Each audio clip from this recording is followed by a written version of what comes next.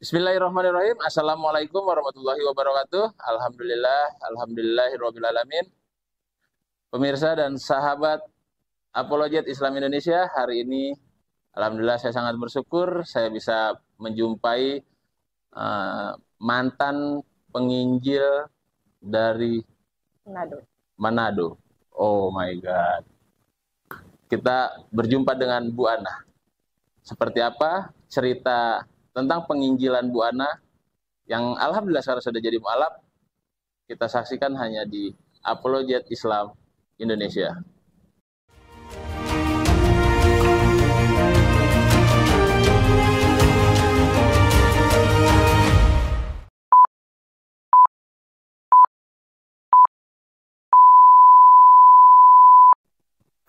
Assalamualaikum Ibu. Waalaikumsalam. Ibu, alhamdulillah nih mau bisa, terima kasih mau bisa nyempatin waktu, Sama-sama. mau ngobrol bareng kita, mau berbagi cerita yang mudah-mudahan cerita nanti ini bisa memberikan contoh lah. Ada manfaatnya buat teman-teman dan buat sahabat Apologet Islam Indonesia. Ibu, Bu Ana ya namanya ya. Iya. Nah, Bu Ana ini kisahnya saya sedikit sudah mengulik sih sebetulnya. Ini lumayan seru nih Bu. Ibu ini dulunya ini orang Manado yang bener-bener penginjil, sampai suaminya saja akhirnya dimurtadkan ya. Orang Islam ibu murtadkan sampai jadi ikut ibu ya Bu ya. Iya. Bisa diceritain nggak sih Bu gimana mulanya ibu itu dari agama apa dan belajarnya itu seperti apa, bisa diceritain nggak Bu sedikit? Sebetulnya saya nggak mau ya cerita masalah pribadi saya ya. Iya. Cuman ya karena udah dipancing-pancing nih sama Mas ini. Iya. Gimana? Kebetulan dulu waktu saya kerja di farmasi, mungkin saya masih nggak gede kayak gini kali, masih langsing gitu. Kulit putih kan, jadi ya mungkin suami ngalah dengan agamanya gitu.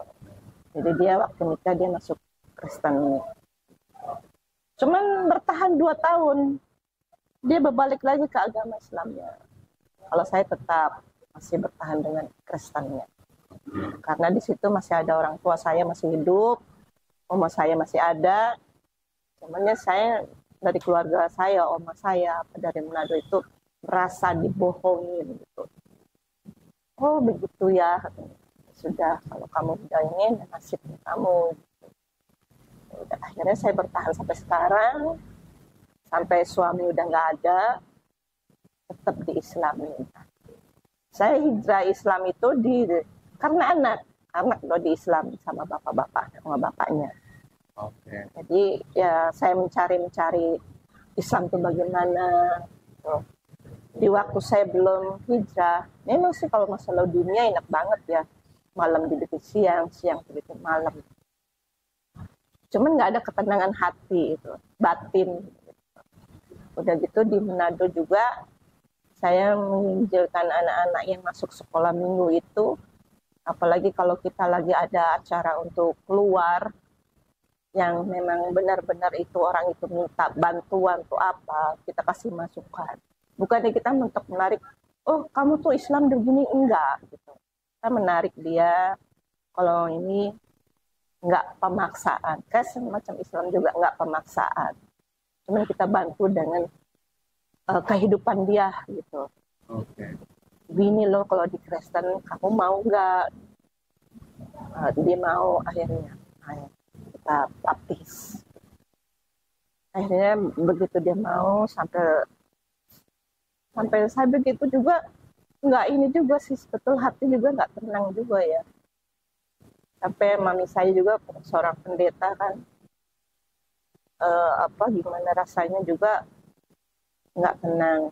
Setelah saya datang ke Jakarta, kebetulan kan papi saya itu TNI Angkatan Laut.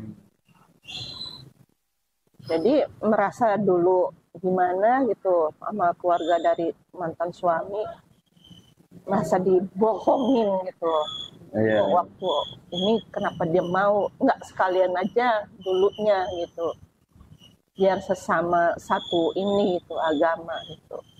Akhirnya ini ya udah masuk Islam, kita tetap bertahan dalam rumah tangga, ya sudah masing-masing aja. Dilema juga sih sebetulnya dulu juga. Cuman karena kita masih berkokoh dengan agama saya, masih berpegang dengan agama saya,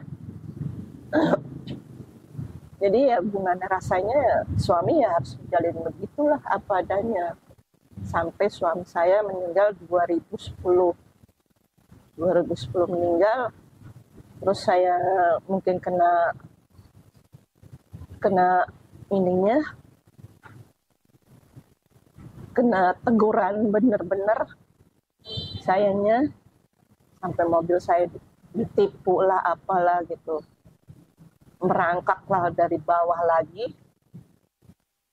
Saya sampai ngontrak rumah dari satu rumah sampai petakan, sampai sekarang ke kosan gitu. Jadi ya anak-anak ditinggal meninggal itu saya juga lagi limbung banget gitu. Pas kebetulan saya udah berhenti kerja di farmasi 2011 saya berhenti. Sebetulnya dari bos saya sangat disayangkan, kamu kenapa mesti berhenti, ini kamu sayang. Saya lagi dilema, saya bilang gimana sih rasanya. Akhirnya saya nggak ada pegangan lah antara Islam dan Kristen bagaimana gitu. Di Kristennya saya nggak begini, di Islam juga nggak begini, kayak ngambang aja begitu saya. Akhirnya saya kemana-mana kemarin menyari dengan keimanan saya itu gimana gitu, harus kemana nih saya nih berdiri gitu.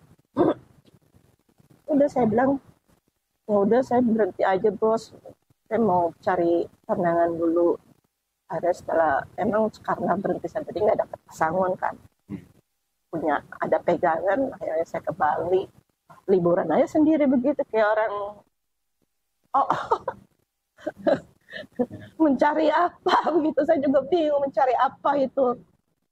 Udah saya balik lagi ke Jakarta, habis liburan balik ke Jakarta, saya ngontrak di Buncit 12 depan rumahnya Gugun Gondrong. Saya ngontrak situ.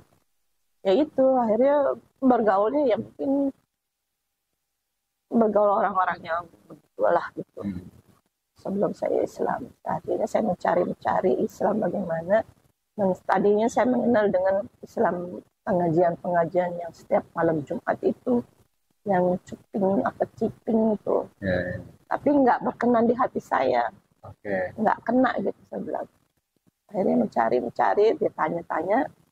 Ada tuh ustazah. Nah, sampai sekarang ustazah itu sampai menunjukkan hati saya. Saya kalau nggak dikas mungkin limbung lagi gitu. Apalagi memang ditegur di agama Islam ini benar-benar dahsyat banget gitu ya. Orang kelihatannya penampilan saya memang begini, disangkain orang mampu, padahal mah udah nggak tahu lu makan mau enggaknya, nggak tahu kan gitu. Makanya saya minta bantuan sana bantuan sini. Ya udahlah, yang penting saya masih bisa makan hari-hari gitu. Sampai sekarang saya masih bertahan dengan agama Islam saya. Semoga saya juga istiqomah menjalankan ini. Walaupun saya masih bisa kerja atau apa, kalau di luar negeri kan umur-umur gini masih bisa kerja kan, apalagi farmasi gitu kan. Kalau di Indonesia udah mentok gitu. Ya Allah, saya bilang. Sampai kemarin juga saya minta tolong sama dari yayasan, karena saya di sini kan saya nggak punya rumah. Saya minta tolong bantuan. Kalau saya sih bisa aja sih balik lagi pulang ke Manado. Buat apa saya susah-susah lagi di sini? Ya kan, saya bertahan di sini. Kalau di sana kan saya udah, mami saya udah masih nerima. Udah buat apa kamu di Manado, di Jakarta? Sungsang-sumbang nyari-nyari makan kos di rumah orang, bayar pakai apa? Ini mendingan balik. Cuma saya nggak mau cerita gitu. Nggak mau cerita sama mami saya gimana-gimananya. Terus sudah saya bilang, pernah saya ngobrol sama Pak Mas Adri. Mas Adri, kita tolong dong. Kan saya kemarin sempat sakit juga tuh, demam tinggi. saking takutnya, saya nggak mau tidur sore-sore. Tidur 2:30 habis tahajud, baru tidur. Takutnya soalnya di kosan itu udah 2 kali kejadian tanpa sepengetahuan pemilik kos. Pokoknya udah bau aja gitu. Itu saya bilang, oh, Mas Adi, minta tolong dong kalau ada bantuan ini, cuman buat DP-nya aja gitu. DP rumah. Kebetulan kan di Cirebon masih murah. Anak dia bilang, nanti cicilannya biar aja kita nyicil katanya. Saya bilang, kena berapa? Ini paling 7 jutaan. Waduh, 7 jutaan dari mana ini? Minta sama siapa? Sekarang ekonomi sekarang kan susah sekali. Betul. Orang cari kerjaan aja udah syukur dapat. Kalau enggak ya gimana? Hanya 7 juta gimana? Saya bilang. Kecuali mama minta lagi di sono. Kalau mama minta sono ya mama nggak balik lagi ke sini. Wah jangan katanya. Jadi kalau mama minta ke sana ya iya bisa. Berarti mama putus sama anak. Gitu. Mama bisa minta balik sana, minta 7 juta. Mereka kasih, tapi mama nggak bakal balik lagi ke Jakarta. Udah untuk penerusnya mami saya ini, karena di sebelah rumah itu gereja kan. Jadi mami saya udah seneng banget gitu kalau saya balik lagi. Iya. Kalau di sana berarti masih Kristen semua ya, Bu ya? Iya. Tapi kalau anak-anak Ibu udah Islam semua. Jadi yang mempertahankan nih anak-anak Ibu nih. Iya. Nah, sebenarnya kalau Bu Ana kalau mau pulang ke Manado, balik lagi ke Kristen, selesai nih masalah. Nah. Putus hubungan anak dan ibu. Iya, tapi enggak. Ya, jadi mudah-mudahan nanti saya juga berpesan kepada teman-teman semua yang ya mempunyai rezeki berlebih lah, nanti bisa bantu juga, bisa membantu donasi ke, nanti ada di bawah sini. Nah, silahkan untuk membantu Ibu Ana yang ingin untuk apa Ibu? Berkumpul sama anak-anak. Untuk DP rumah ya Bu? Iya, untuk DP rumah aja. Cicilan nanti biar anak saya. Bu, Ibu waktu dulu nih, waktu masih di Kristen nih, waktu Ibu masih ramai jadi penginjil nih Bu, itu berapa orang yang udah Ibu murtatin, Bu? Kurang lebih, nggak banyak sih, cuma 10 orang. 10 orang? Sampai sekarang masih murtad itu? Masih di Kristen. Masih di Kristen? Aktif. Kenapa nggak ditarik ke Islam lagi? Masih aktif dia. Oh, masih aktif? Masih aktif di gereja. Waktu saya pulang ke Manado kemarin, malah dia bilang, manggil saya kan Mama ya. Mama, kok Mama masih pakai ini sih? Kan kenapa? Dulu saya katanya, ya nggak apa-apa, kamu jalanin aja dulu. Kamu jalanin udah mantap di situ kan, mami saya juga nggak lepas dari kamu katanya. Tiap bulan kan kamu masih support apa untuk kebutuhan dalam rumahnya dia gitu. Tiap bulan apa ada gitu. Kebetulan kan mami saya punya sawah, jadi tiap bulan kalau kan suaminya petani juga, jadi bagi 2 gitu hasilnya. Gitu. Jadi nggak lepas dari mami saya. Oh, masih di sana. Oh, berarti Ibu waktu penginjilan itu di Manado waktu itu? Lebih di Manado ya? Iya. Gimana tuh Bu caranya Bu? Sampai Ibu bisa orang itu sampai akhirnya dia mau login pindah ke Kristen. Gimana Bu Ibu? Cara Ibu nih, trik-triknya Ibu nih. Ya itu, saya dekatkan. Kayak semacam kayak Islam kita dekatkan. Tapi kita nggak memaksa ya. Iya. Saya dekatkan, lihat ekonominya dia bagaimana. Oh, ekonominya yang dibantu. Iya. Terus? Ekonominya gimana, terus anak-anaknya gimana gitu. Kita dekatkan ke anak-anaknya, kasih makan, kasih apa gitu. Gitu saya bilang, coba kamu datang ke tempat saya gitu. Kamu mungkin ada sedikit mau ada pertimbangan dengan kamu sekarang di sini, dan di saya di sini gitu. Bagaimana? Terserah kamu gitu. Oh iya mau. Langsung setelah beberapa hari kita baptis gereja. Karena dia pengen juga sampai sekarang. Jadi, makanya kemarin kalau saya nelpon sama mami saya video call, dia ikutan. Yang Ibu murtadin itu tuh? Ikutan. Mama nggak balik, nggak. Dia orang Ternate kan, Ternate sama orang Jawa. Ya, Islamnya kuat itu. Orang Jawa. Purwokerto. Iya. Tapi Tapi mau dia ya, jadi karena kan ditarik ya itu sama mami dia. terus kan. Ya disupport lah, Iya, disupport gitu. ibu. Nggak dilepas, kayak kita kan Hmm. kayak mualaf gitu ya. Nah, Apalagi mualaf-mualaf sekarang, jangan dilihat ininya juga. Abang sih, nggak semua mualaf yang benar-benar ini. Ada yang cuma mengincar karena ada bantuan, dia aktif. Ada yang sekedar memang seasalnya saja mualaf. Tapi ada yang mendalami juga gitu. Kayak Angel kan. ya. Angel Sonda kan mendalami benar-benar. Dia kalau nggak teguran begitu, nggak mungkin dia Islam itu. Kena teguran kan, karena masuk penjara atau apa kan. Ya. Nah, bagus sekarang dia. Jesslyn juga ada. Yaslin. Jesslyn, Yaslin juga tadinya dia nggak percaya dengan agama ateis kan. Tuh. Itu yang ya nggak ada banyak lah yang mualaf yang benar, tapi hanya oknum lah ya Bu ya. Iya. Hanya oknum. Ada di teman-teman saya, bukannya saya ngejelekin teman-teman saya yang mualaf itu ya. Ya, karena ada ini dia rajin. Kalau ada santunannya aja. Gitu. Ya, ada santunan aja baru pada datang tuh ya. Betul. Baru ada ini. Kalau nggak ini belajar Islamnya pada males ya gitu ya. Itulah namanya juga manusia ya. Nah nih Bu, ini kan kalau ada cara misionaris itu kalau yang laki nih, yang kemarin saya baru dapat kasus nih Bu. Jadi dengan hamilisasi. Jadi dihamilin dulu nih orang Islam nih. Dihamilin, nggak dinikahin, akhirnya dia sampai mau pindah ke Kristen, baru dinikahin. Itu ada yang kayak gitu, emang kayak gitu Bu? Ada diajarin atau gimana sih Bu? Yang enggak juga, tergantung si perempuannya mau. Akhirnya kan kayak si artis itu juga kan hamil dulu, punya anak baru masuk Kristen kan. Iya. Siapa tuh? Asmiranda. Asmiranda ya. Ada pakai jilbab. Nah kalau ibu nih, ibu sama bapak gitu juga berarti. Nah, berarti pacaran dulu atau gimana nih? Pacaran tapi dulu. Ini soalnya kan sampai bapak akhirnya mau masuk Kristen nih. Dia salah sendiri, kenapa mau?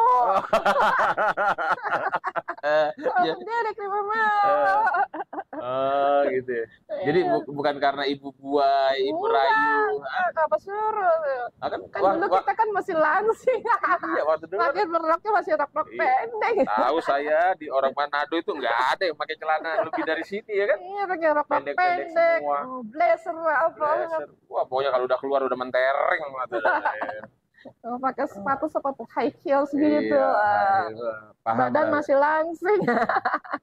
Nah, disitulah bapak kecantol tuh. Sampai akhirnya mau pindah. Tapi cuma bertahan 2 tahun itu. Terus dia balik lagi. Ibu yang merasa di-prank berarti. Makanya saya punya mami keluar tuh. Main dorang tuh orang Jawa. Kalau kawin jangan sama orang Jawa lagi kata gitu. Ngana bikin tuh dorang-dorang semua bikin dusta semua katanya. Ngana bikin tahu ngana katanya. Gitu. Nah, kita keluar tuh bahasanya. Iya. Nah, nih Bu, nih, waktu lagi sama bapak nih kan akhirnya ibu tuh beda agama tuh dalam satu rumah. Nah, itu pendidikan buat anaknya gimana? Terserah sih sebetulnya. Tapi anak yang pertama sering kita bawa ke gereja. Oh, sering bawa ke gereja. Tapi dia sekarang Islam. Islam, udah diislamin sama bapaknya. Diislamin sama bapaknya? Oh, sempat Kristen juga? Iya. Soalnya kan mami kan pendeta, jadi dibawa. Berarti anak ibu nih kita disclaim dulu nih, Kristen semua dulunya? Iya, tiga-tiganya. Tiga-tiganya Kristen? Tiga-tiganya Kristen. Karena dulu kan mami masih ada, oma masih ada. Ya, masih keturunan ada, kayak kita mah keturunan ustadz lah gitu. Jadi dulu masih kuat, belum bisa untuk beralih segala macam gitu. Jadi tiap Natal rame. Nah ini mau mendekatin Natal, udah pusing lagi sayanya. Di sana udah telepon lagi. Suruh datang. Dia bilang kirim aja, enggak, saya nggak mau kirim uang. Kalau kirim uang kamu nggak bakalan datang. Duitnya dimakan. Orangnya nggak pulang. Iya. Udah berapa kali ya dikasalnya. Dulu dia pernah kirim besar. Akhirnya saya beliin motor buat anak saya. Gitu. Makanya sekarang kemarin juga saya bilang, Mami, saya butuh uang. Buat apa? Buat punya rumah di Jawa. Kenapa kamu bingung-bingung? Di sini kamu rumah besar katanya. Kenapa? Tanya, ini buat kumpul. Anak-anak udah besar-besar, dia bisa cari sendiri. Dia punya orang tua katanya. Dia mau kangen sama orang tua, ya datang ke Manado. Kalau enggak ya udah putus kamu. Gitu. Anggap aja itu kamu, anak-anak kamu yang di gereja, anak-anak kamu. Gak usah inget-inget anak kamu itu yang di Jawa itu. Mereka juga nggak pernah nolong kok, malah ngerepotin mamahnya. Dia bilang, ya nggak boleh gitu nih, kesian, bapaknya udah nggak ada. Biar aja, dia punya keluarga di sana di Jawa kok katanya. Dia bikin bohong, kita keluarga semua. Mai dorang. Gitu. Jadi saya nggak berani dulu nelfon. Ya, terus gimana? Saya ngobrol sama anak saya nomor 2. Dek, nggak bisa mama, nggak bisa minta di sana. Ada juga kalau dikasih mama berangkat. Nggak usah mah katanya. Ya udah, bertahan aja terus di situ. Oh, di situ kan di rumah mertua. Itu rumah mertua tuh ada adik ipar. Iya. Sayanya nggak bisa 100% di situ kan. Karena bapaknya udah gitu kan, mereka juga belum memahami dengan agama Islam, masih kejawen. Oke. Masih kejawen. Islamnya Islam kejawen ya, bukan kejawen. Kejawen.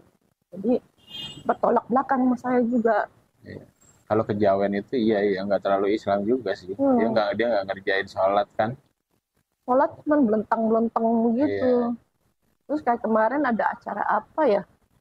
Dia bikin itu apa tuh? Apa sih?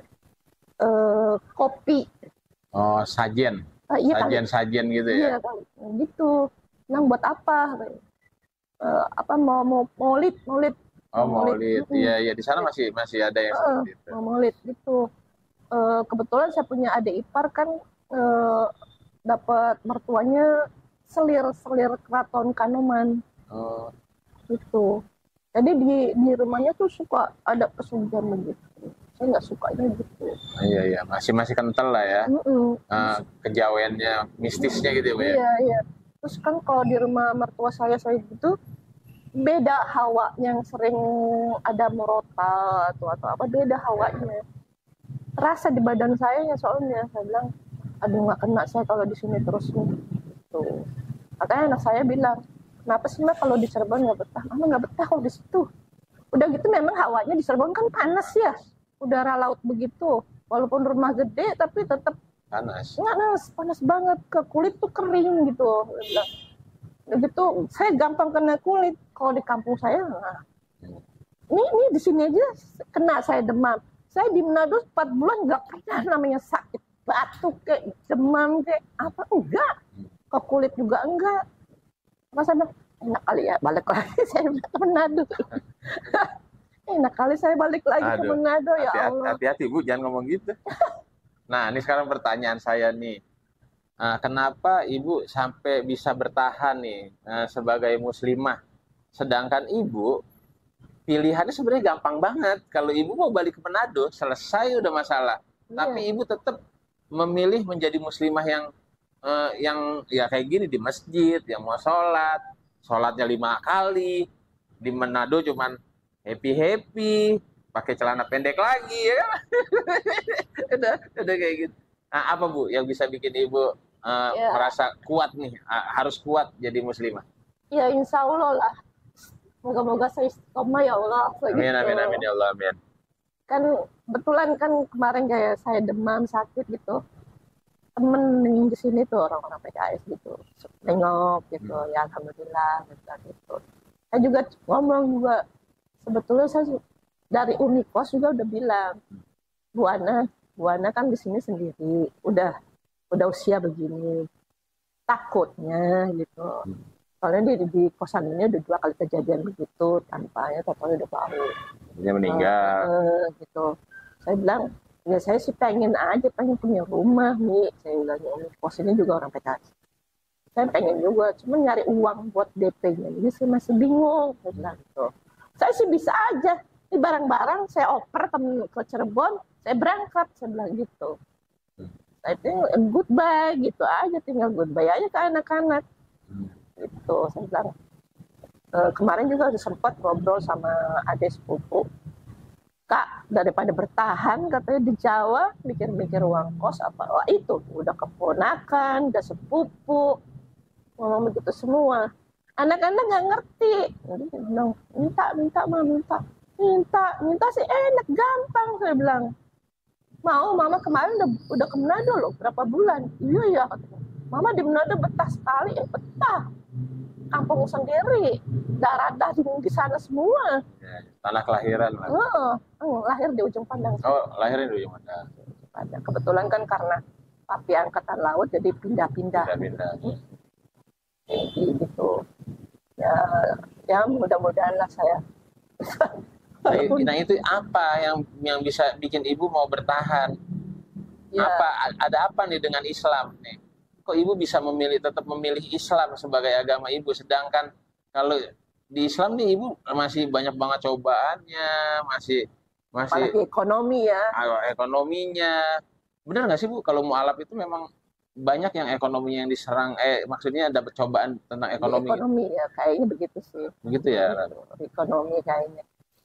Ya mungkin karena udah pisah dari ininya gitu, yang kemampunya itu, jadi merasa di sini kok gitu. Nah, saya sekarang kejadiannya di saya, suami nggak ada, ya kan? Mau curhat ke siapa? Anak-anak juga jauh, paling ke teman-teman. Ada juga kalau teman-teman cuma say hello doang, gitu. Nggak semuanya mau mendengar kita punya curhatan gitu ya. Malah temen minta curhat ke saya, bilang, ya Allah, sedang apa gimana sih gitu.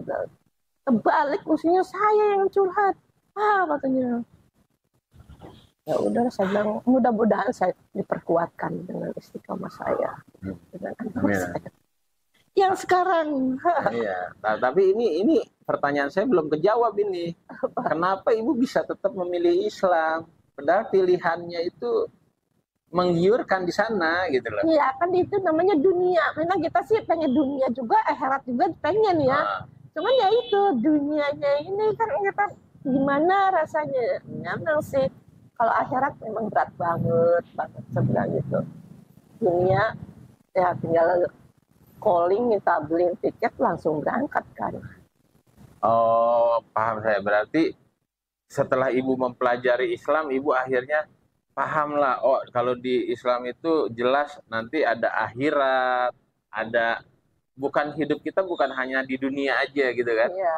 Ada akhirat, nanti dunia yang selamanya. Makanya kalau yang tempat kita tinggal selamanya kayak gitu. Di gereja kan kalau kita dengar khotbahnya, nggak pernah cerita serem kayak dikubur beginilah, begitulah. Nggak ada ya? Nggak ada. Malah nyanyi-nyanyi dia, enak-enak. Terus hiburan di Taman Eden, di Taman Eden, sorga-sorga.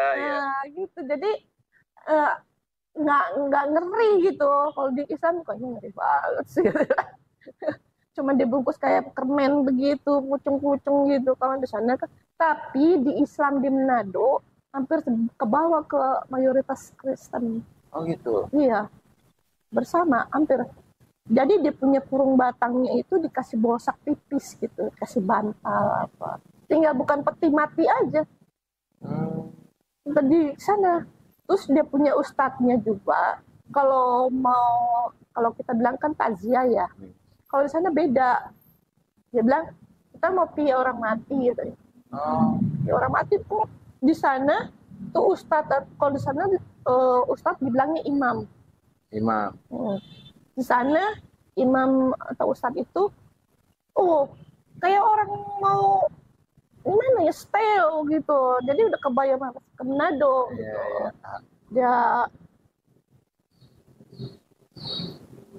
Dia pakai, saya bilang kan ada teman saya orang Islam di sana, disebutnya kampung Jawa. Jadi kalau dia mau ke takziah, dia style pakai sepatu, pakai pokoknya rapi lah gitu. Saya bilang, Abah, kita panggil Abah, kayak orang mati begitu nggak usah rapi-rapi, yang penting bersih untuk menyolatinya. Nggak, di sini harus begitu, tapi sama dengan Kristen begitu. Cuma beda kurang batang sama peti doang. Gitu. Di sana ustadznya juga mau sholat asar, kadang-kadang ke masjid, kadang-kadang enggak. Jadi udah kayak ke bawah orang-orang mayoritas Nado di sana. Stylenya juga ya. Iya, stylenya ke bawah semua udah. Terus kalau ini ada acara sering kayak di Manado di kampung saya, kalau di Kresen udaan ya. Ya di Islam juga gitu, kalau ada 7 hari 3 hari. Jadi walaupun di situ ada Muhammadiyah tapi nggak beda jauh. Ada pestanya. Udah. Pesta begitu, ada acara-acara begitu. Iya. Maka saya bilang nggak kena nih. Islam Ustadz Imam di sana nggak beda sama di Jawa. Ustadznya seperti di Manado. Di Manado, biar Ustadz juga berstyle terus, pakai sepatu apa gitu, beda jauh banget. Makanya kata teman saya, mau dapat suami orang Jawa di Manado sini, enggak jauh, nggak terlalu ini dengan mengerjakan agama Islamnya kurang, saya bilang gitu. Udah mulai ramai. Iya, udah mulai ramai. Soalnya pada nggak sekolah ini ya. Hafiz Quran. Oh, ada di bawah, ada. Oke, nggak apa-apa. Nah, kita ceritain lagi. Nah, setelah ibu ditinggal bapak nih, udah ditinggal bapak nih, ibu ceritain lah. Mulai ditinggalin bapak itu apa aja nih yang beban yang makin berat yang ibu rasain, Bu. Jadi biar pemirsa, teman-teman sahabat Apologet Islam Indonesia ini bisa pada ngerasa juga nih penderitaan ibu tuh setelah bapak nggak ada nih, Mbak. Ibu kan pasti kayak kehilangan apa gitu kan? Sebetulnya waktu dia meninggal sih meninggal nggak baik. Meninggal nggak baik karena dia merasa dulu dalam keluarganya dari orang tuanya dimanja, karena anak laki pertama kan, dimanja, terus kurang mandiri lah.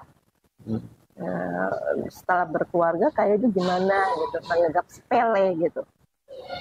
Jadi kalau kerja di kantor pengen bagian atas terus gitu, dangak gitu, atas, nggak mau dikalahkan gitu. Setelah dia mungkin pekerjaannya jelek atau gimana, terus dia nggak sesuai apa gimana, saya juga kurang ngerti. Akhirnya dia minta berhenti karena dia iri sama keponakannya bos. Keponakannya bos baru masuk katanya dapat inventaris, mobilnya bagus. Sedangkan dia kerja udah 10 tahun inventaris begitu. Nah, dia merasa iri. Akhirnya nggak ngerti gimana, saya masih kerja tuh di farmasi juga. Dulu terakhir saya jabatan sekretaris. Makanya pakai bajunya kan gitu. Bos saya juga, bos saya nggak nama saya. Pikir saya juga pikir kayak orang Cina. Dan kan sekarang perusahaan kan kalau nggak Cina kayak Cina. Gitu. Terus suami saya berhenti kerja, nggak ngerti gimana menutupi kekurangan dia. Memang pencemburu banget. Saya kerja tungguin, nggak bebas jadinya. Gitu. Jadi kalau apa-apa, kalau dia telat jemput, dari mana sih ini? Jadi dalam rumah tangga itu nggak ada ketenangan. Udah nggak ada ketenangan ya? Nggak ada ketenangan. Nah, jadi cerita pribadi. Iya, nggak apa-apa. Iya. Oh, jadi kayak gitu. Nah, berarti bukan, maksud saya nih setelah ibu ditinggal bapak nih, cobaan ibu itu makin berat atau makin seperti apa? Sebetulnya gitu? Semeninggal suami nggak ada berat atau apa, nggak ada. Karena saya kan masih pegang uang. Okay. Masih ada itulah gitu. Nah, saya nggak berat sih. Memang waktu dia ini udah jelek, saya memang nggak suka udah. Gitu. Oke. Nah, setelah itu ibu ada kan, kalau mualaf itu cobaannya itu banyakan materi, banyakan ekonomi.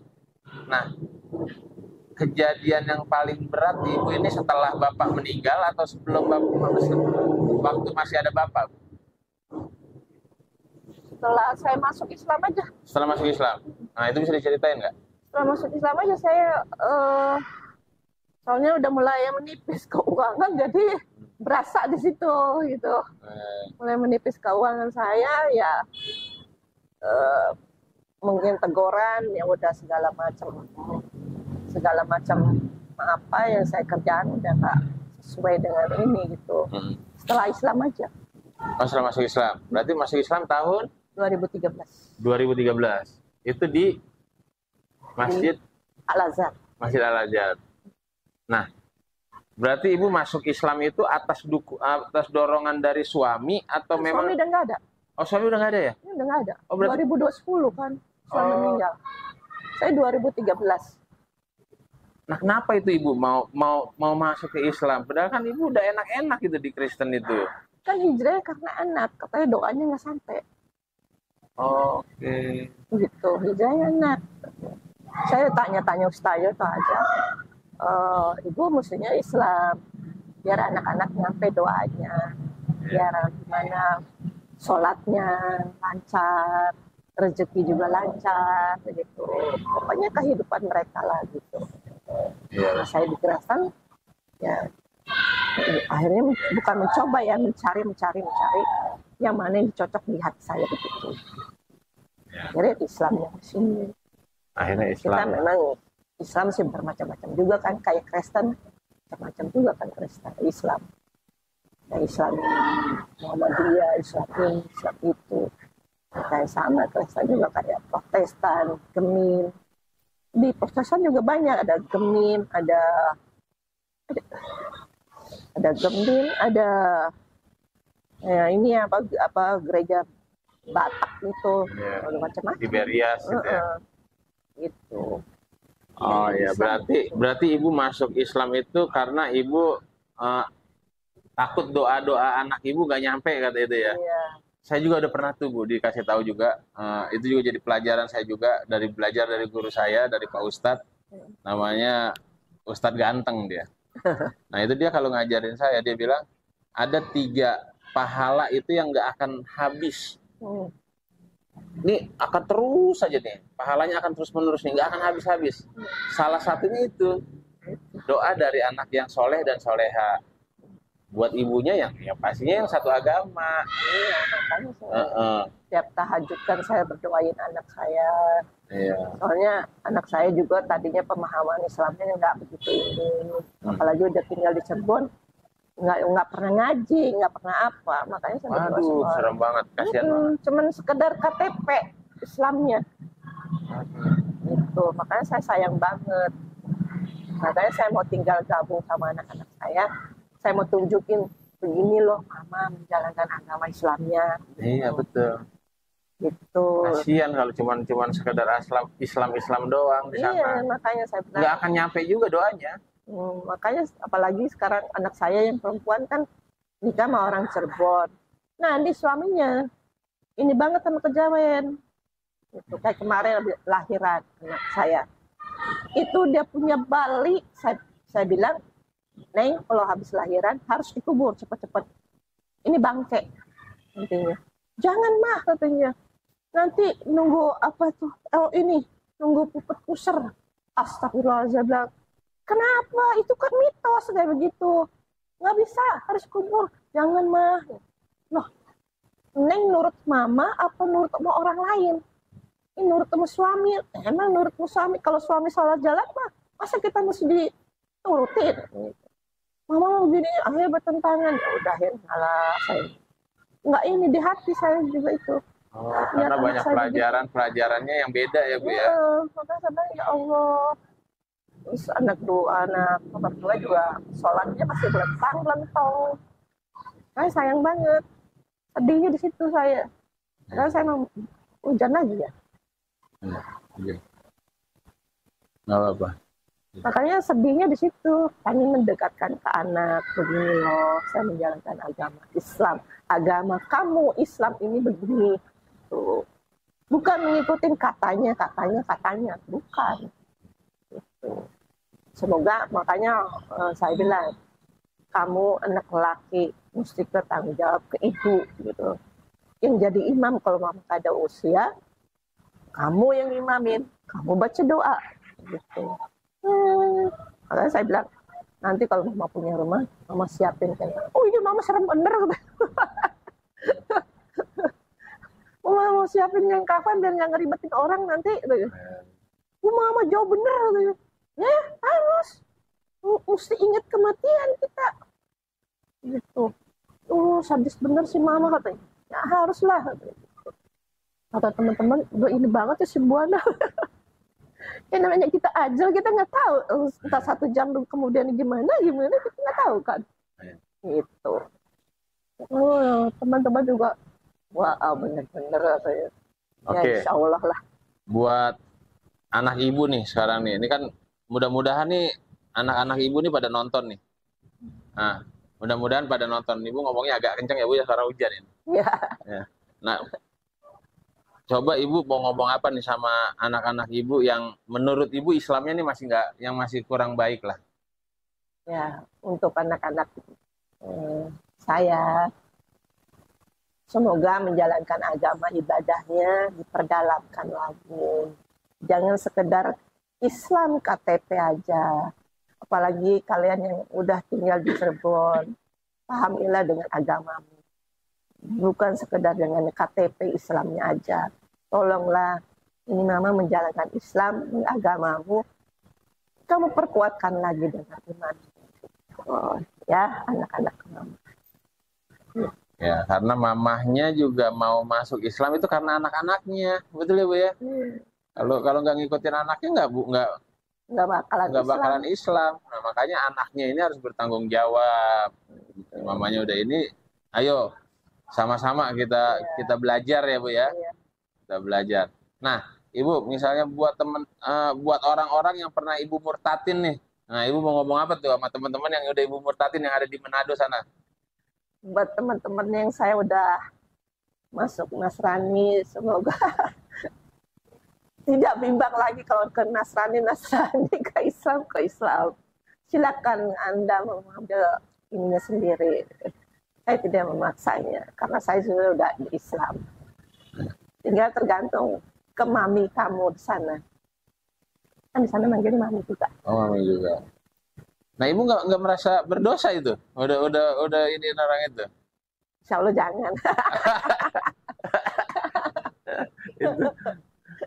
Nah, Bu, kasih tahu saya dong Bu, perbedaan dari umat Kristen sama umat Islam tentang kepekaannya terhadap sesama manusia. Itu beda yang mana tuh Bu? Misalnya kepekaan mereka. Nah, itu seperti apa Bu? Sebetulnya tergantung manusianya ya. Kayak Ustadz juga katanya manusia, ya kan, memang membantu Ustadz. Tapi kan dia juga manusia.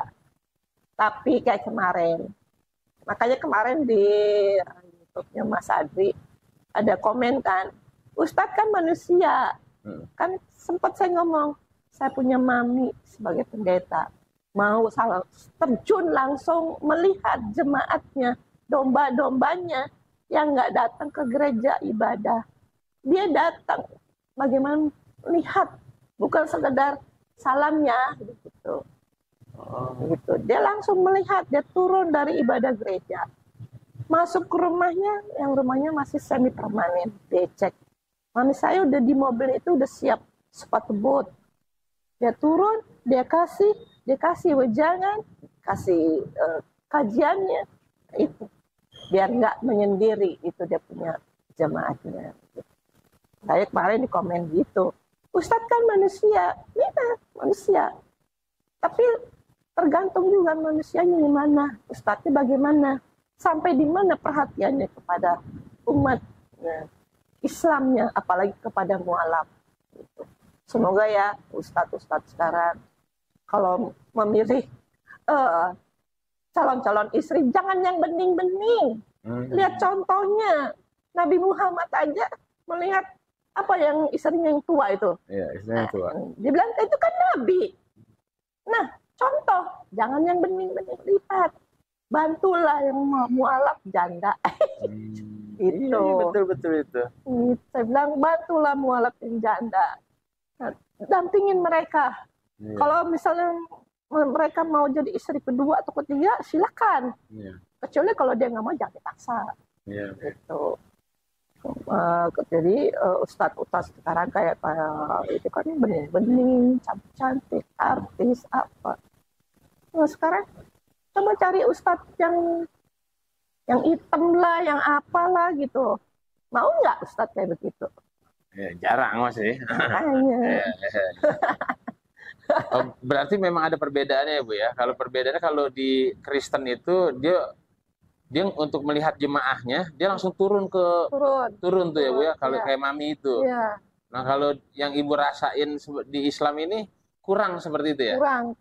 Bukannya saya ngomongin Iya ini apa? ustazah saya.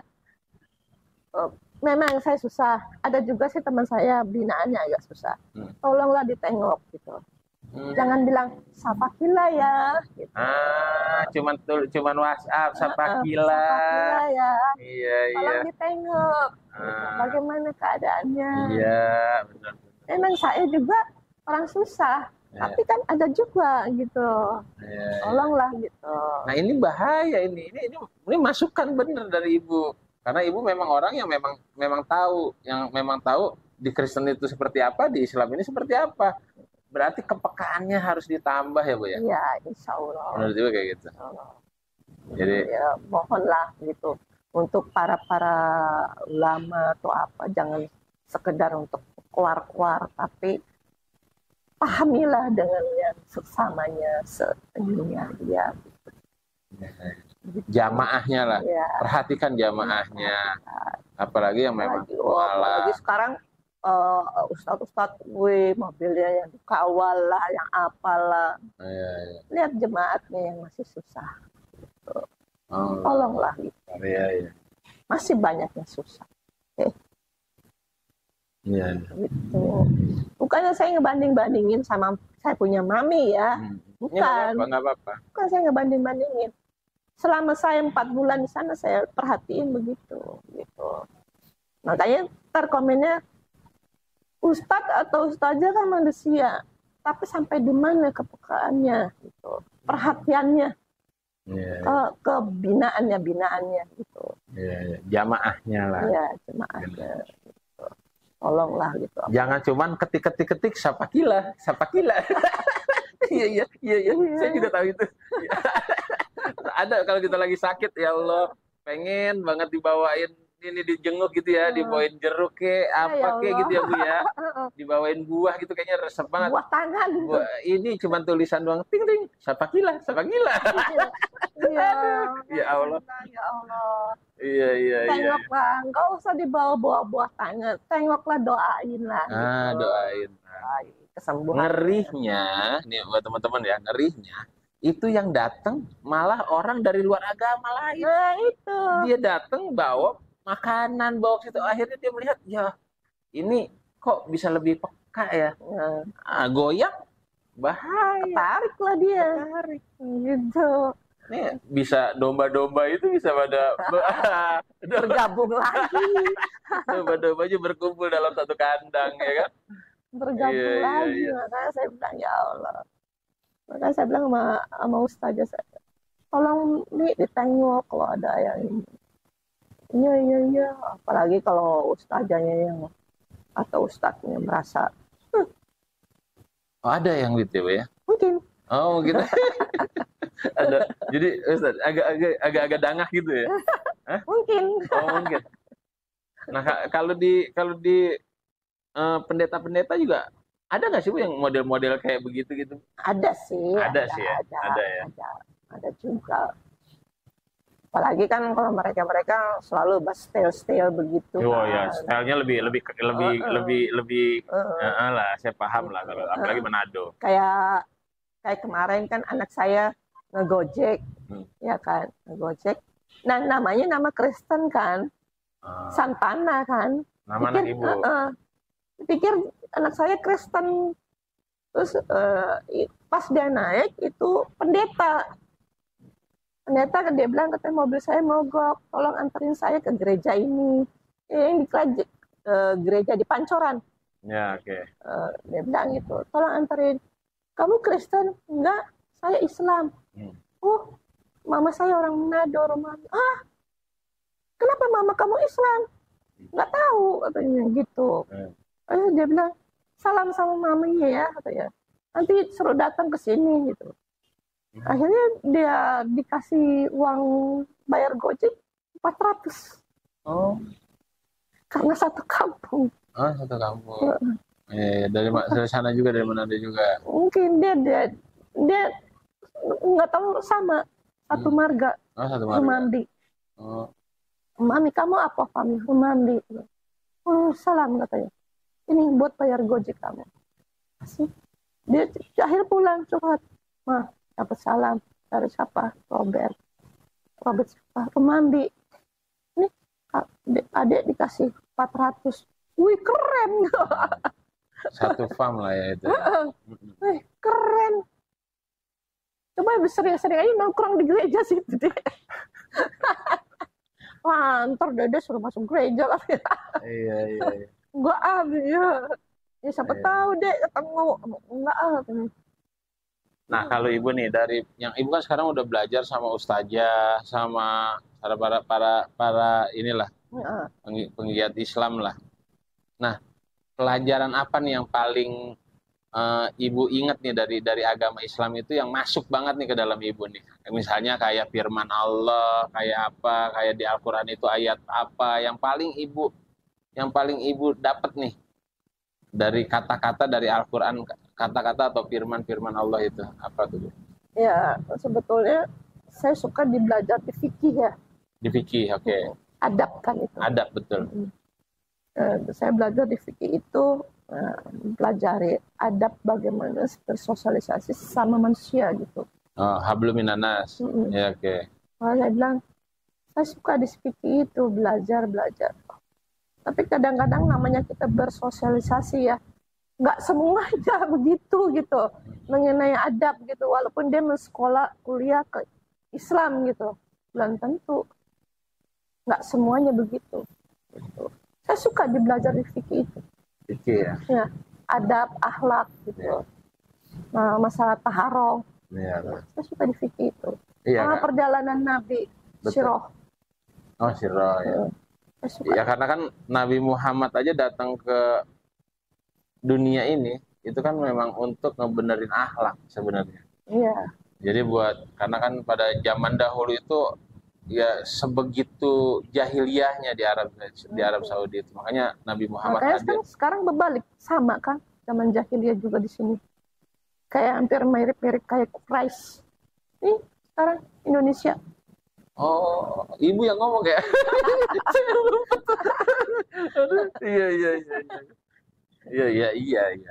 Iya. Hampir mirip gitu. Kalau menurut ibu ya? Iya. Kayaknya gitu kelihatannya. Iya, bisa jadi Bu. Bisa jadi. Nah, kalau untuk firman Tuhan nih, misalnya apa yang dari dalam Al-Quran nih, apa yang paling ibu sampai benar-benar bisa menenangkan jiwa ibu gitu? Iya, paling saya kalau menenangkan hati baca-baca Quran aja. Walaupun sebacanya bersepelintak-pelintut gitu bacanya gitu. Tapi saya seminggu 2 kali tuh belajar online ngaji. Online. Baca Quran. Oke. Gitu. Jadi belajar. Kadang-kadang kalau udah baca gitu, udah bawanya ngantuk tidur. Kalau belum baca Quran saya belum ngantuk. Belum ngantuk. Oh, ibu malah kalau baca Quran ibu ngantuk nih jadinya. Baca Quran 5 ayat gitu. Baru ngantuk itu. Oh. Nah, ini kacau juga ini. Ini ada bahaya juga ini. Soalnya langsung tidur. bahaya nih, Bu. Ini agak-agak aneh nih, Bu. Jadi kalau ciri-ciri orang beriman, Bu. Ya, ciri-ciri orang beriman. Dia itu ini Allah ini, Bu, yang bicara, yang berfirman. Jadi kalau mendengar Allahu Akbar, itu akan bergetar hatinya. Itu ciri-cirinya tuh, Bu. Dan terus kalau dia mendengarkan ayat-ayat Al-Qur'an, itu dia bukannya malah tidur, dia malah berenergi, Bu. Malah dia tuh malah kayak ada ini. Nah, itu ciri-ciri kita. Masalahnya kan kalau ini daripada kita susah tidur, pelengok, nyuton, ya gini. Lancar-lancarnya saya baca ayat 5 ayat. Rasa tidur dah. Belum itu belum tidur. Oh, ibu yang baca sendiri. Oke, ibu yang baca. Bukan yang mendengar ya. Ibu baca-baca. Daripada baca yang lain, ibu baca Al-Quran. ayat. 5 ayat baru Nggak bisa tidur. banyak-banyak dah. Oke. Saya pikir ibu kalau dengerin Al-Quran, ibu tidur. Wah, ini bahaya juga ibu ini. Enggak, Kayaknya masih baca ada dulu. sebelah sononya ini. Aduh. Enggak, baca dulu. Oh, baca dulu. Iya, iya, iya. Kadang kan kayak kemarin kan demam tuh, saya mikirnya enggak tuh. Hmm. Mati Ya, nih saya, mati nih saya, mati nih saya. ya, ya. Cuma sendirian soalnya di kosan kan. Ya. Mati nih saya. Bu, kalau di waktu pelajaran ibu di Kristen dulu, itu ada nggak sih Bu surga neraka di cerita orang Kristen itu? Kayaknya neraka enggak ada. Eden, Eden aja dia mah ya. Taman Eden. Kalau surga ada, Surga ada. neraka Enggak. Ya, makanya kan dibilang Yesus itu memaafkan umatnya gitu kan. Nah, Yesus sendiri bisa mati. Kenapa umat bisa nginiin gini? Gimana sih caranya? Gitu. Kadang-kadang saya juga begitu sama umat di gereja mami tuh. Kamu di Islam gimana? Nah, Nabi Isa aja bisa mati, saya bilang gitu. Masa aja mengampunin umatnya, saya bilang gitu kan. Nggak bisa begitu, tergantung umatnya menjalankan kebenaran. Kamu baca di kebenaran Alkitab. Gitu aja. Kadang-kadang saya kemarin di Manado suka ditantang juga. sempat debat juga Bu ya? Ya. Coba baca kamu di kebenaran. Sekarang penginjilan sekarang banyak dipasukan sama paus-paus gitu. Ya. Nggak kayak penginjil dulu yang lama. Iya, kalau penginjil dulu kan yang tadi Ibu ceritain, mau ikut ya ikut, enggak ya enggak apa-apa, enggak ada paksaan, dan enggak ada sisipan-sisipan. Kalau yang sekarang yang Ibu rasa? Ya begitulah.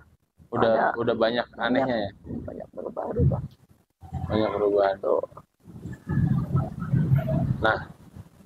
Nah, ini juga nih Bu. Nah, kalau berarti neraka itu memang bener-bener nggak ada kalau di Kristen ya? Nggak ada. Nggak ada. Adanya soalnya kan diampuni nama Nabi Isa itu. Iya. Berarti adanya surga doang di sana. Ada surga. Makanya senang terus di Taman Eden. Berarti gitu. Semua orang Kristen pasti masuk surga. Mungkin begitu. Astagfirullahaladzim, lah enak banget lah kalau lu berbuat salah. Astaga. Makin gak masuk akal aja. Maka saya bilang, kalau di Islam masuk ini kan bersih. Kita kan gereja bersih. Sepatu dimasukin ya kotor dong gitu. Iya. Kan sepatu bersih kita naik mobil. Oh iya naik mobil. Kok yang cepat-cepat becek bagaimana? Masa dia sepatu double? Gitu. Saya bilang, kamu ini 4 bulan. Saya 4 bulan di sana, kesini nggak bilang-bilang sama mama saya. Pokoknya di Jakarta. Karena diongkosin sama ustaz. Dibeliin tiket lagi dari sini. Di sana dibeliin tiket, di sini beliin tiket lagi. Suruh balik sih. Sana nggak pamit. Pokoknya telepon mami, ada di mana Ngana? Ada di Jakarta. Oh iya katanya. Pantesan Ngana punya baju-baju Sunda ada. Iya. Bilang iya. Terus kamu balik lagi nggak? Nggak tahu. Kalau misalnya ini tentang kalau di gereja itu kan ada salib tuh Bu. Kalau Ibu tuh ada Yesusnya yang disalib gitu atau enggak ada? Ibu cuma salib aja atau ada Yesusnya? Salib doang. Salib aja kali Ibu. Cuma ada salib doang. Kalau Protestan salib doang. Yang ada ininya itu ini ya, Katolik ya? Itu Katolik ya? Yang ada Yesusnya. Iya. Nah, kalau pembelajaran dari mereka itu kenapa sih Bu orang yang disalib itu bisa dipajang, bisa diperlihatkan, itu maksudnya apa itu? Kalau mungkin mereka lihat ini loh, kita punya nabi kita, pengorbanan mereka, pengorbanan beliau nabi, begitu. Bukannya nabi kan dia kan? Bukan, Yesus. Pengorbanan Yesus begini loh gitu. Jadi kamu jangan sia-siakan pengorbanan Yesus itu begitu. Gitu. Sampai disalib itu. Sebetulnya kan yang disalib bukan Yesus kan, Yudas kan. Gitu. Inilah pengorbanan Yesus begini. Gitu. Jadi kamu menjalankan ibadahnya, menjalankan agama Yesus begini, harus kamu yang terbaik. Karena si itu pengorbanan dia udah sampai segitunya Iya, gitu ya. iya sampai bercucuran darah. Makanya kalau di Katolik ada misa kan, Ada bisa. ada misa. Terus setiap ini roti, terus anggur. Ini loh daging, roti itu daging. Ini loh daging Yesus. Kamu perhatiin daging Yesus ini. Nah itu anggur merah, itu darah Yesus. Gitu. Ini loh pengorbanan daging Yesus yang udah dicacak-cacak inilah. Jadi simbolisnya roti putih yang nggak ada kulitnya. Dan dimakan tuh. Makan. Berarti kita makan Daging Yesus. Dagingnya Yesus ceritanya. Aduh, makin pusing aja ya, Bu ya. Darahnya anggur merah itu. Ceritanya Yesus. tuh, anggur merah itu darah Yesus. Darah Yesus. Gitu. Makanya kalau di sana di Manado kalau ada hari Paskah, rame tuh. Hari Paskah yang ada telur-telur itu ya. Nah itu maksudnya apa itu? Itu telur itu menyimpulkan dia di waktu susah dia memakan telur ini. Gitu. Nah di situ dicontohin Yesus memikul salib. Ini loh pengorbanan Yesus memikul salib ini seberat-beratnya. Ada di sana kalau di Manado ada acara itu hari Paskah. Ada acara itu. Jadi memang benar-benar dirayain ya Bu ya kalau sana. Apalagi Natal bentar lagi. Saya pernah lewat dari Gorontalo Utara. Kan itu lewat sini kan perbatasan Manado tuh. Ya. Itu sepanjang jalan itu udah lampu-lampu semua Desember itu Bu. Iya. Rame banget dan gereja itu nggak jauh-jauh bener ya? Iya, jadi berapa meter? 5 rumah gereja. 5 rumah gereja gitu. Iya. Oh di sini kan susah. Kalau di sini ya. Nah Bu, kalau di Kristen itu, waktu Ibu masih di Kristen, itu kan Ibu bebas kan, mau makan apa aja bebas ya? Iya. Mau makan bab, Iya, B2, mau RW, bebas. Bebas. Ibu dulu makan itu? Sempat makan itu? Enak kalau di sate. Oh, Ibu masih pengen makan lagi? Enggak lah, kayak di Tomohon tuh ada kan yang pasar ekstrim itu. Pasar ekstrim. Saya udah pernah ke sana, ke pasar ekstrim ya. Itu dia di situ, komplit tuh. Di situ mah serem itu amit-amit cabang bayi lah. Saya masuk aja nggak berani Bu. Di situ ada kelelawar, ada ular, kucing. Sampai itu yang paling saya nggak tega gitu loh. Sampai si meong aja itu ada di situ. Ya kalau ular kita udah tahu lah, ya kan. Kalau RW kita udah tahu lah, ya kan. Yang tikusnya bukan tikus hutan, tahu saya. Yang ininya putih, makan buah dan panjang dia. Iya tahu saya, tapi kan tetap aja tikus Bu. Kelelawar kan paniki. Kelelawar banyak banget di sana. Nah itu Ibu pernah makan semua itu? Kalau paniki enggak, sama RW juga enggak panas. Kayak kambing gitu, panas. Iya. Nah, kenapa Bu? Kalau di Kristen itu nggak ada larangan tuh Bu untuk itu? Nggak ada sih. Ya kenapa nggak ada larangan? Padahal kan itu kalau di Islam itu memang dilarang itu. Nggak, memang begitu mungkin. Memang bebas saja. Bebas saja. Kalau di Advent ada. Oh ya, kalau Advent vegetarian. Ya, paham saya. Dia nggak makan bernyawa. Nggak makan yang bernyawa. Paling makannya telur, sayuran. Advent. Tapi minuman keras minum kayak hammer gitu minum. Gitu. Oke Bu, ini sekarang Ibu ngobrol ke ini, kita mau closing. Ibu ngobrol, tolong Ibu bilang sama teman-teman nih buat sahabat-sahabat Apologet Islam Indonesia. Ini saya Ibu Ana, dan mungkin Ibu bisa minta doanya lah ke teman-teman supaya Ibu tetap istiqomah, dan juga kita sebagai Muslim agar bisa saling kuat gitu loh Bu, saling support, saling peka, seperti apa? Silakan Bu. Maksudnya sesama mualaf. Sesama Muslim, udah kita sesama Muslim kan, sesama Muslim. Bismillahirrahmanirrahim. Saya sebagai mualaf Mohon doanya diperkuatkan iman saya, semoga istiqomah saya diperkuatkan. Walaupun hidup saya ya boleh dikatakan ekonominya pas-pasan, minta tolonglah, doronglah saya sebagai mualaf ini untuk diperkuatkan Islamnya saya, imannya saya. Semoga saya juga istiqomah selamanya. Amin. Oke. Nah, kalau di Apologet Islam Indonesia di channel ini kita ada jangan dulu. Jadi kita ada satu game. Gamenya itu ibu harus membacakan satu ayat yang ibu paling suka banget. Yang ibu